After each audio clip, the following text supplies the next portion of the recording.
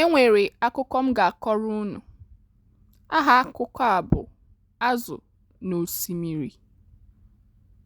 Otu mgbe, enwere azụ bi n'ime osimiri. Osimiri ahụ buru ibu. Azụ ahụ nwere ọtụtụ ndị enyi. Ha na-egwu egwu n'ime mmiri. Otu ụbọchị, mmiri ahụ ruru unyi. Nke a wutere azụ ahụ nke ukwuu. Ọ sịrị, "Gịnị mere mmiri a ji wee ruo unyi?"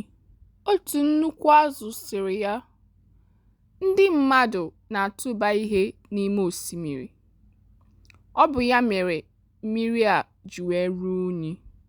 Azụ a na ndị enyi ya kpebiri ime ihe. Ha gara hụ ndị mmadụ. Ha sịrị, "Biko, atụbala ihe n'ime osimiri. Anyị chọrọ ka mmiri a dị ọcha." Ndị mmadụ nụrụ ihe ha kwuru. Ha kwetara. Ha kwụsịrị ịtụba ihe n'ime osimiri. Mmiri ahụ dị ọcha ọzọ.